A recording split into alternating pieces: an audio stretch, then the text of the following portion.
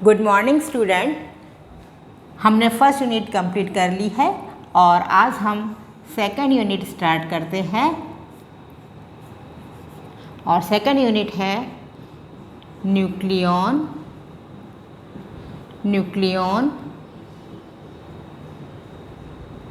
Scattering.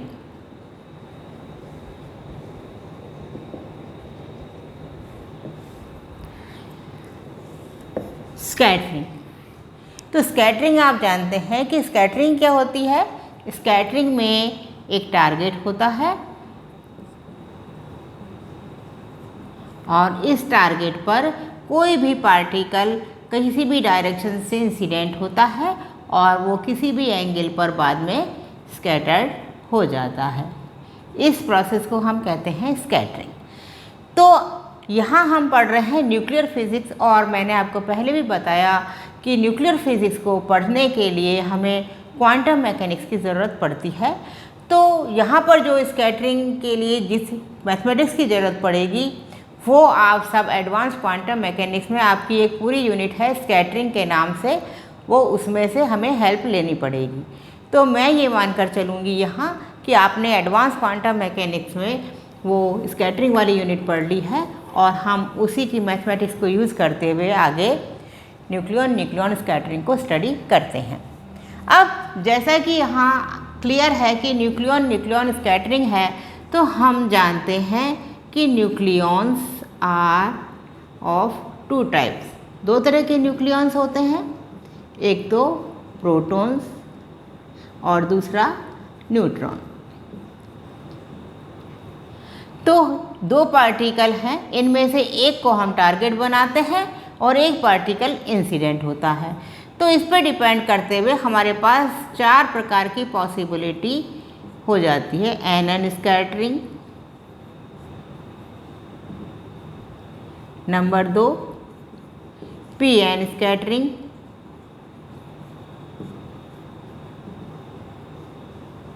Number 3 PP scattering and number 4 NP scattering. अब हम एक एक करके इनके बारे में बात करें तो यहाँ देखते हैं हम कि इन दोनों ही स्कैटरिंग में न्यूट्रॉन को टारगेट बनाया हुआ है और यहाँ न्यूट्रॉन ही इंसिडेंट है और यहाँ प्रोटॉन इंसिडेंट है। पर जैसा कि मैंने पहले आपको जिक्र किया था, we can not make neutron as a target. क्यों? क्योंकि न्यूट्रॉन्स का फ्री स्टेट में नेचर में अवेलेबल होना पॉसिबल नहीं है। We can not acquire neutron in free state in nature, so neutron can not become target. Neutron can not become target. It is impossible to make neutron as a target. So ये दोनों प्रकार की scattering तो इस कारण impossible हो जाएगी क्योंकि न्यूट्रॉन फ्री स्टेट में नहीं मिलता है, तो न्यूट्रॉन को हम टारगेट नहीं बना सकते। तो जो दो पॉसिबल स्कैटरिंग हो सकती हैं वो है पीपी स्कैटरिंग और एनपी स्कैटरिंग। पीपी स्कैटरिंग में प्रोटॉन ही टारगेट है और प्रोटॉन ही उस पर इंसिडेंट है। तो जैसा कि हम जानते हैं कि proton is a positively charge particle, तो जब एक प्रोटॉन के ऊपर दूसरा प्रोटॉन इंसिडेंट होता है तो उनके बीच में रिपल्सिव कूलॉम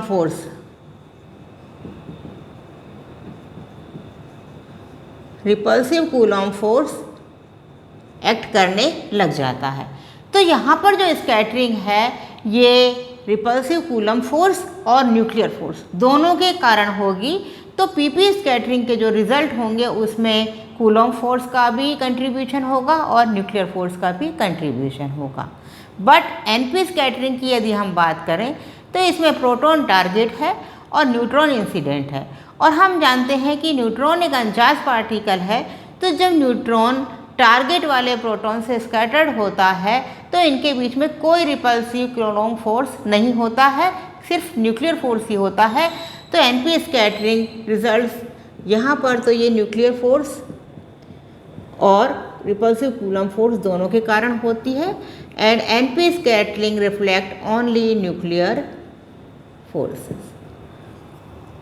अब हम पहले एनपी स्कैटरिंग स्टडी करेंगे, उसके बाद हम पीपी स्कैटरिंग को स्टडी करेंगे।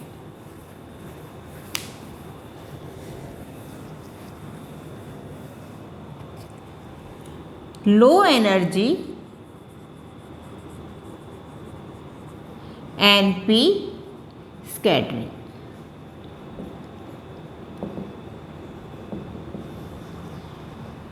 In this scattering, neutrons are scattered by the protons present in the target. Now, since neutrons have no charge, they are unaffected by the electrostatic field and their scattering will directly reflect operation of nuclear force. अब the chemical binding energy of the proton in a molecule, chemical binding energy of a proton in a molecule is less than 0.1 electron volt. यानी कि proton किसी भी target के अंदर 0.1 electron volt से कम chemical binding energy से जुड़ा होता है। So if we consider neutron energies greater than 1 MeV, incident neutron energy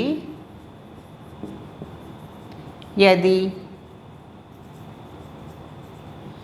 1 MeV से ज़्यादा है तो उसके कंपैरिजन में ये chemical binding energy almost negligible होगी। या हम कह सकते हैं कि यदि इंसिडेंट न्यूट्रॉन की एनर्जी इतनी है या इससे ज़्यादा है तो उस केस में हम प्रोटॉन्स को टारगेट में फ्री मान सकते हैं, या हम कहें कि in that case protons can be considered free.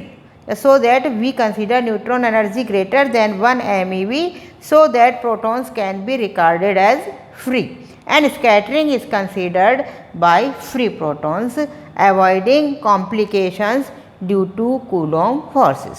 जिस कूलॉम्ब फोर्स से प्रोटॉन टारगेट के अंदर बंधा है या जिसके कारण ये केमिकल बाइंडिंग एनर्जी उसको इंसिडेंट न्यूट्रॉन एनर्जी यदि इससे ज़्यादा है तो इसको हम नेग्लेक्ट कर सकते हैं। So this sets a lower limit to the incident neutron energies, इससे ज़्यादा होनी चाहिए।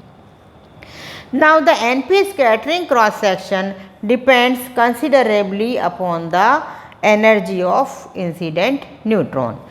जो स्कैटरिंग क्रॉस सेक्शन है वो इंसिडेंट होने वाले न्यूट्रॉन की एनर्जी पर डिपेंड करता है। When energy of incident neutron is below 10 MeV, the scattering is essentially due to neutrons with angular momentum L is equal to 0। या हम कहें कि जब इंसिडेंट न्यूट्रॉन की एनर्जी 10 MeV से कम है, incident neutron energy is less than 10 MeV, तो उस केस में जो स्कैटरिंग होगी वो L is equal to 0 angular momentum वाली स्टेट्स की वजह से होगी या S स्टेट में होगी। Therefore, the angular distribution of the scattered neutron is isotropic in the center of mass system।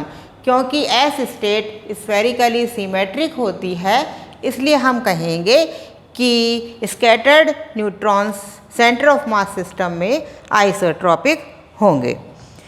अब in the centre of mass system Schrodinger equation for two body problem can be written as, Schrodinger equation two nucleon system के लिए del square psi plus m upon h cross square E minus V R psi is equal to 0। ये हो गई। यहाँ पर where m/2 is reduced mass of the system,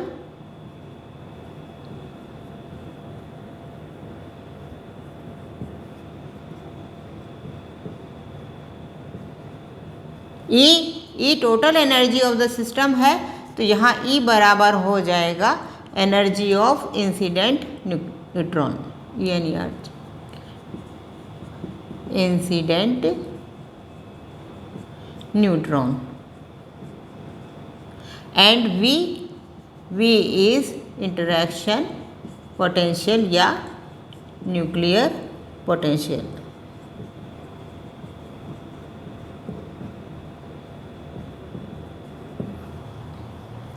अब in case of spherically symmetric potential, the entire arrangement is axially symmetric with the direction of incident neutron।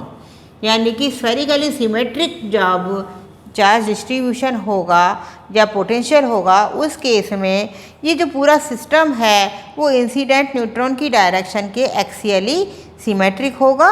और उस case में जो स्फेरिकल कोऑर्डिनेट्स हैं, यहाँ पर हम कहेंगे कि हमारा wave function azimuthal angle phi पर डिपेंड नहीं करेगा due to axial symmetry, due to axial symmetry about the direction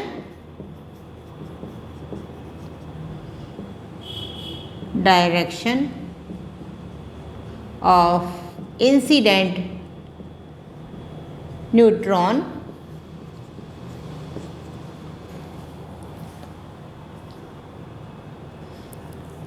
function does not depend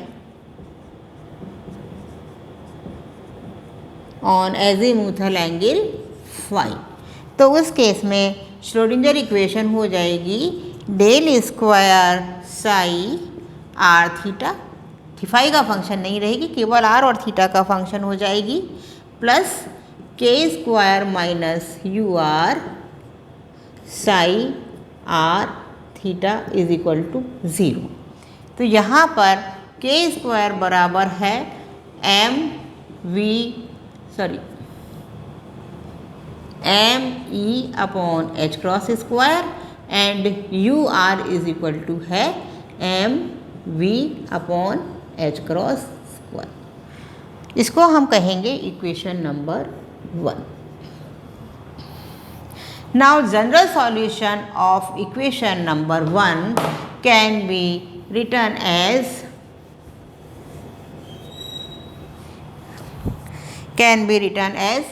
psi r theta is equal to sigma L is equal to 0 to infinity iota raised to power L 2L plus 1 RL R PL cos theta। This is equation number 2। आप सोचोगे ये कहाँ से आ गया? ये जब हम scattering में पार्शियल वेव एनालिसिस पढ़ते हैं तो वहाँ पर हमें ये इस तरह से सॉल्व करना आता है, where R L R is radial function.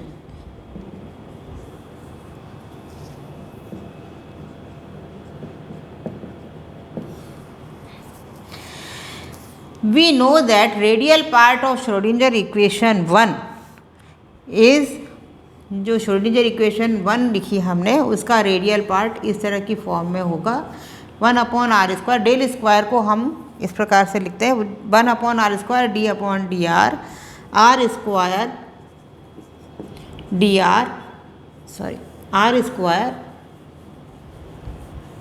D upon D r plus के square minus you are minus L into L plus 1 upon r, और यहाँ पर psi are theta is equal to 0। तो यहाँ हमने डेल स्क्वायर को इस प्रकार से जब एक्सपेंड किया और उसका रेडियल पार्ट लिया तो इस प्रकार से यहाँ हम साई आर थीटा नहीं लिखेंगे क्योंकि खाली रेडियल पार्ट ले रहे हैं, तो खाली रेडियल पार्ट ही लेंगे। This is equation number 3। इसको यदि हम R L R is equal to U L R upon R लिखें तो उस केस में हम जो इक्वेशन नंबर 3 है वो हमारी, इसको इक्वेशन नंबर 4 कहें, तो वो सिंप्लीफाई होकर इस प्रकार की फॉर्म में आ जाएगी जैसा कि हमने ग्राउंड स्टेट ऑफ ड्यूट्रॉन के लिए भी किया था। ये यहाँ पर आप ध्यान रखें कि यहाँ मैंने एल लगा रखा है, U R is equal to था M V upon H cross square, और यहाँ ये रेडियल फंक्शन है, तो D square U L R upon D R square plus के square minus you are minus L into L plus 1 upon R U L R is equal to 0. This is equation number 5. तो हमने Schrodinger equation number 1 में R L R is equal to U L R upon R रखा, तो ये equation हमारी इस प्रकार से आ जाती है। अब चूँकि हम यहाँ पर स्टडी कर रहे हैं स्कैटरिंग को, और स्कैटरिंग के केस में डिस्टेंस बहुत ज़्यादा होती है टारगेट और इंसिडेंट पार्टिकल की, तो हम कहेंगे कि in the asymptotic region as r tends to infinity, in the asymptotic region when r tends to infinity, the general solution of equation number 5 can be written as R L R is equal to A J L K R plus B eta L K R. Equation number 6 where JL KR is spherical। Again आप देखेंगे कि आपने ये सब function quantum mechanics में पढ़े हुए होंगे, spherical Bessel's function, and eta L K R is spherical Neumann function.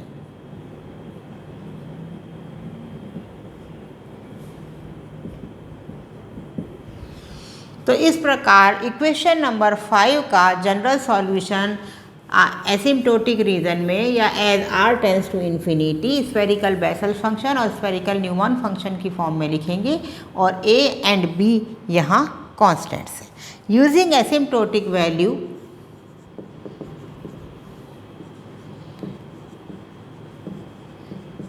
asymptotic values JL KR is equal to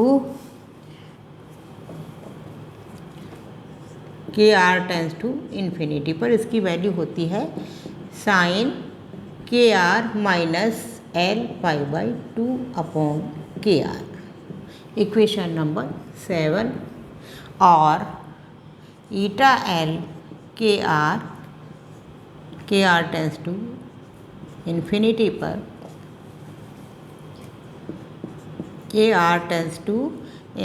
पर इसकी वैल्यू होती है sine KR minus L plus 1 pi by 2। This is equation number 8। When we put the value of Bessel's function and Newman function from equation number 7 and equation number 8 in equation number 6, we get RLR is equal to A sin KR minus L pi by 2 upon KR plus B sin KR minus L plus 1 pi by 2 upon KR। Equation number 9।